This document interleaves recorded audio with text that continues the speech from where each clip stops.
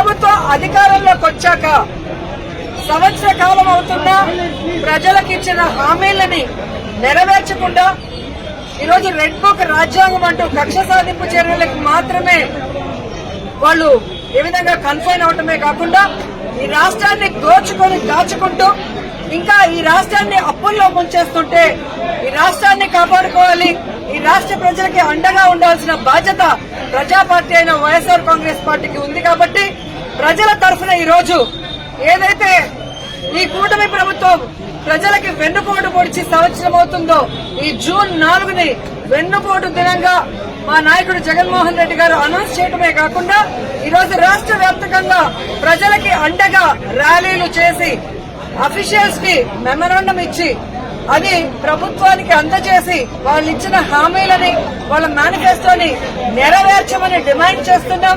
అవి నెరవేర్చకపోతే వదిలే ప్రసక్తి లేదు అని కూడా ఈ సందర్భంగా హెచ్చరిస్తున్నాం. మీరు చూస్తే ఎన్నికల ముందు కూటమి ప్రభుత్వం అంతా ఎలా ప్రచారం చేసుకుందో మనం చూసాం. ముఖ్యంగా తెలుగుదేశం పార్టీ వాళ్ళైతే వచ్చేది బాబే, ఇచ్చేది బాబే. ఏమొచ్చిందయ్యా, మీకైతే పదవులు వచ్చాయి, బాబేమో వచ్చి ముఖ్యమంత్రిగా కూర్చున్నాడు, కానీ ఈ రాష్ట్ర ప్రజలకు ఏమిచ్చాడు అంటే చేతికి చిప్పిచ్చాడు, మరేమి ఇవ్వలేదనేది రాష్ట్ర ప్రజలు గుర్తించారు. 143 హామీలు ఇచ్చాడు.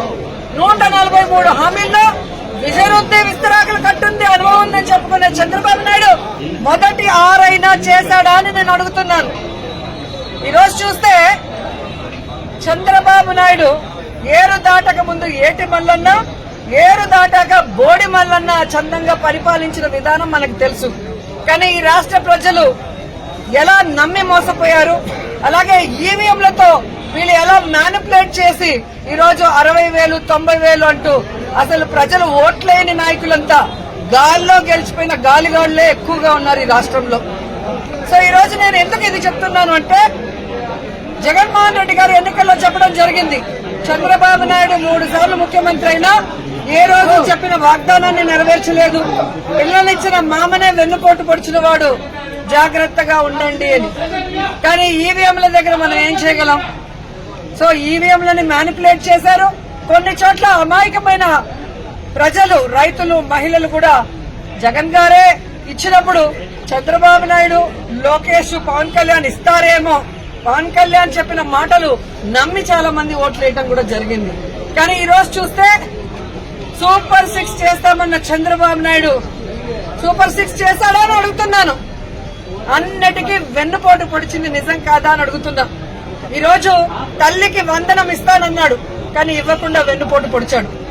రైతుకు అన్నదాత ఇస్తా అన్నాడు, ఇవ్వకుండా వెన్నుపోటు పొడిచాడు. జాబ్ క్యాలెండర్ ఇస్తా అన్నాడు, ఇవ్వకుండా వెన్నుపోటు పొడిచాడు.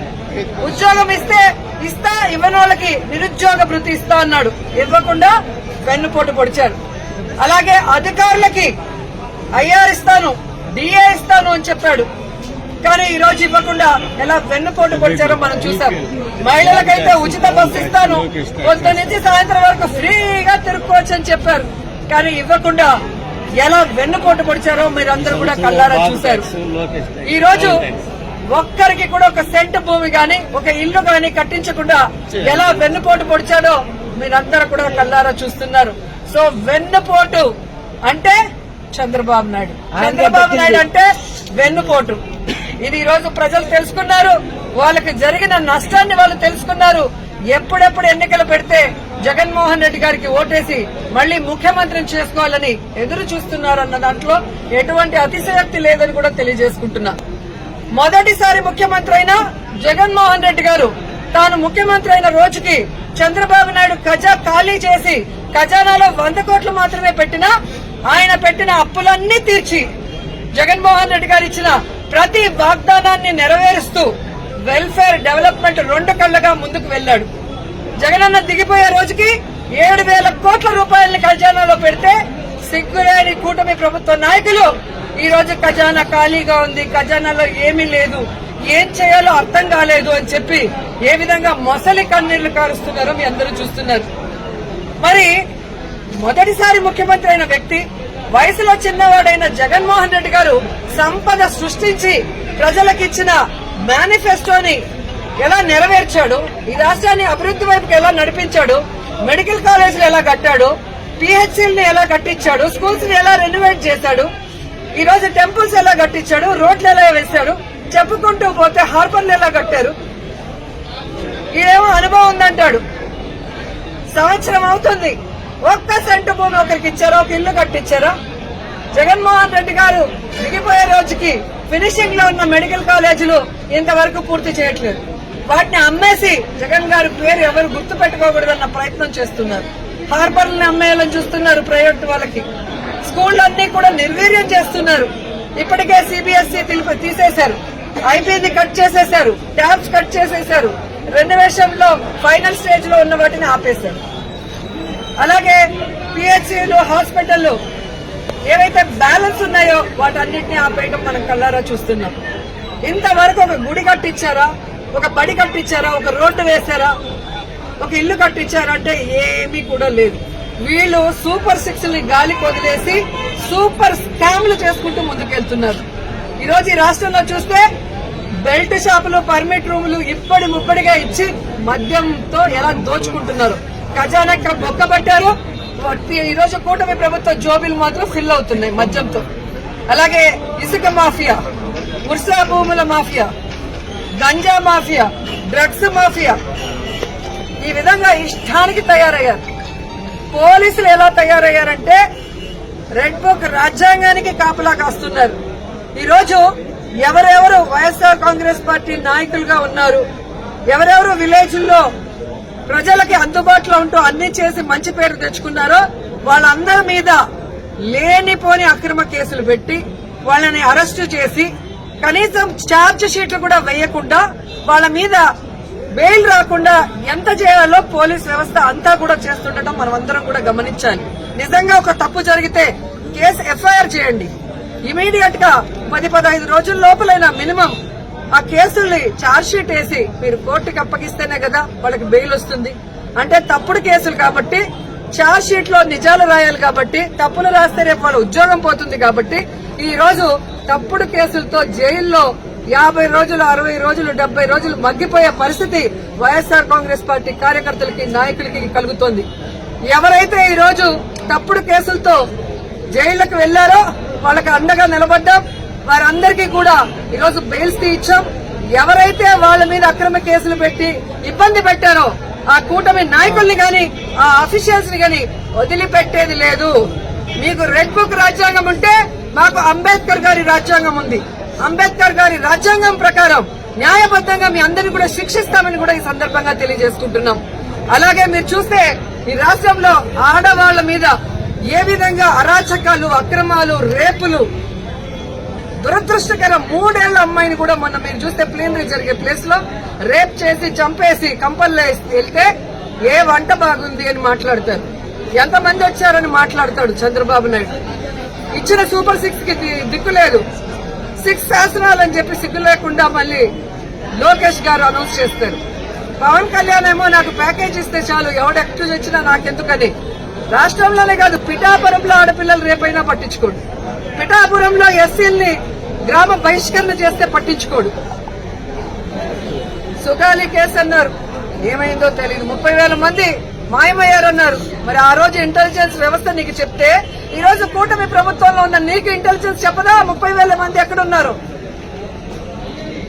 చంద్రబాబు నాయుడు ఎదురుగా నించొని ప్రజలకి వెన్నుపోటు పొడిచిన కట్టప్ప అయితే సైడ్ నుంచి పొడిచిన కన్నింగ్ కట్టపులు పవన్ కళ్యాణ్ అండ్ లోకేష్ అని కూడా ఈ సందర్భంగా తెలియజేసుకుంటున్నాను. సో ముగ్గురికి నేను చెప్తున్నా, మీరు ప్రజలకి వెన్నుపోటు పొడిస్తే సైలెంట్ గా వెళ్లే పరిస్థితి లేదు. ప్రజలకి అండగా జగనన్న ఉన్నాడు. జగనన్న వెనక మేమందరం ఉన్నాం. జగనన్న సైనికులుగా మీ ప్రభుత్వం మెడలు వంచుతాం. ప్రజలకు మీరు ఇచ్చిన హామీలు నెరవేర్చేంత వరకు రైతు బాగుంటే రాష్ట్రం బాగుంటుందని నమ్మిన వ్యక్తులు వైఎస్ఆర్ గారు, జగన్మోహన్ రెడ్డి గారు. రైతు బాంధవులుగా వాళ్ళకి కావాల్సినవన్నీ చేశారు. రైతుకు గిట్టుబాటు ధర ఇచ్చారు. రైతుకు పెట్టుబడి రైతు భరోసా ద్వారా రబీకి గాని, ఖరీఫ్కి గాని అందించడం మనం చూసాం. అలాగే వాళ్ళ గ్రామాల్లోనే వాళ్ళకి నాణ్యమైన విత్తనాలు గాని, ఎరువులు గాని, వ్యవసాయానికి సంబంధించిన పనిముట్లన్నీ కూడా రైతు భరోసా కేంద్రం ద్వారా ఇవ్వటం జరిగింది. 5 ఏళ్లలో ఏ రోజు రైతు రోడ్డెక్కలేదు. మాకు అన్యాయం జరిగిందనో మాకు గిట్టుబాటు ధర రాలేదని రోడ్డెక్కల. కానీ తెలుగుదేశం పార్టీ అధికారంలోకి వచ్చిన తర్వాత మిర్చి రైతులు రోడ్డెక్కారు, మామిడికాయ రైతులు రోడ్డెక్కారు, పసుపు రైతులు రోడ్డెక్కారు. ఎందుకంటే ఎక్కడా కూడా దేనికి గిట్టుబాటు లేదు. ఈరోజు రైతులైతే కన్న నీళ్లు కాదు రక్తపు నీళ్లు వస్తున్నాయి కళ్లల్లో నుంచి. ముఖ్యంగా చిత్తూరు జిల్లాలో మామిడికాయలు ఎక్కువ. మామిడికాయకి రేట్ లేక కనీసము 5 రూపాయలు అంటే కోసే కూలి కూడా రాకుండా ఈరోజు వాళ్ళు ఇబ్బంది పడే పరిస్థితి వస్తే పట్టించుకునే నాదుడే లేదు. ఈరోజు పసుపుకి గాని మిర్చికి గాని వరికి గాని దేనికి కూడా ఇవ్వలేదు. రైతు భరోసా అంటే అన్నదాత సుఖీభవ ఇవ్వలేదు. రైతు భరోసా కేంద్రాలు నిర్వీర్యం చేశారు. భరోసా కేంద్రానికి ఉన్న వైఎస్ఆర్ గారి బొమ్మని జగనన్న బొమ్మని తీసేస్తారు. వైఎస్ఆర్ క్లినిక్ ఉన్న వైఎస్ఆర్ గారి పేరు తీసేస్తారు. నిజంగా మీరు నిజమైన నాయకులైతే మీకు చిత్తశుద్ధి ఉంటే జగనన్న చేసిన దానికన్నా గొప్పగా పరిపాలించండి. జగనన్న చేసిన దానికన్నా గొప్పగా సంక్షేమాన్ని అందించండి. జగనన్న చేసిన దానికన్నా గొప్పగా అభివృద్ధిని అందించండి. అంతేగాని నిర్వీర్యం చేస్తూ ఈరోజు కక్ష సాధింపు చర్య చేసుకోవాలంటే గొప్ప గొప్ప వాళ్లే చరిత్రలో చరిత్రహీనులుగా మిగిలిపోయి కాలగర్భంలో కలిసిపోయారు. ఆ విషయాన్ని చంద్రబాబు నాయుడు, లోకేష్, పవన్ తెలుసుకోవాలని కూడా ఈ సందర్భంగా తెలియజేసుకుంటున్నా. మహిళలకి మీరిచ్చిన ప్రతి వాగ్దానాన్ని నెరవేర్చాలి. రైతులకు ఇచ్చిన ప్రతి వాగ్దానాన్ని నెరవేర్చాలి. యువకులకు ఇచ్చిన ప్రతి వాగ్దానాన్ని నెరవేర్చాలని కూడా కోరుకుంటూ జగనన్న ఇచ్చేటివి ఆపేశారు. కనీసం మీరు చెప్పినవైనా కంటిన్యూ చేయండి అని కోరుకుంటూ ఈరోజు ఈ వెన్నుపోటు దినోత్సవంలో ప్రజలకి అండగా నిలబడిన వైఎస్ఆర్ కాంగ్రెస్ పార్టీ సైనికులందరికీ పేరు పేరున పాదాభివందనాలు తెలియజేసుకుంటూ వైఎస్ఆర్సీపీ అంటే ప్రజల పార్టీ, ప్రజల కోసం పుట్టిన పార్టీ, ప్రజల్లో నుంచి వచ్చిన పార్టీ, ప్రజలకు ఎప్పుడు కూడా అండగా ఉండాల్సిన పార్టీ అని మనం బాధ్యతగా ఉండేవాళ్ళం. కాబట్టి సంవత్సర కాలం ఈరోజు కూటమి ప్రభుత్వానికి అవకాశం ఇచ్చాం. సంవత్సర కాలం ఇచ్చినా కూడా వాళ్ళు కుంభకర్ణుల్లా నిద్రపోతున్నట్టు నటిస్తూ ఈరోజు కూటమి ప్రభుత్వం ఏ విధంగా అవినీతితో దోచుకొని దాచుకోవటమే పనిగా పెట్టుకుని ఈ రాష్ట్రాన్ని అప్పుల పాలలో ముంచేస్తున్నారు. కాబట్టి రాష్ట్రాన్ని కాపాడుకోవాల్సిన బాధ్యత, ప్రజల్ని కాపాడుకోవాల్సిన బాధ్యత మన మీద ఉంది. కాబట్టి ఈ రోజు వెన్నుపోటు దినంగా ప్రకటించి రాష్ట్ర వ్యాప్తంగా ప్రజలకు అండగా ముందుకు వెళ్లాం. ఖచ్చితంగా ప్రభుత్వం దిగి వస్తుందని నమ్ముతున్నాం. రాకపోతే ఈ రోడ్ నుంచి పోరాటం చేయడానికి వైఎస్ఆర్ కాంగ్రెస్ పార్టీ ఎప్పుడూ సిద్ధంగా ఉందని కూడా తెలియజేసుకుంటున్నాం. జై జగన్, జై జగన్, జగన్ గారి నాయకత్వం, జగన్ గారి నాయకత్వం. జోహార్ వైఎస్ఆర్, జోహార్ వైఎస్ఆర్, వైఎస్ఆర్.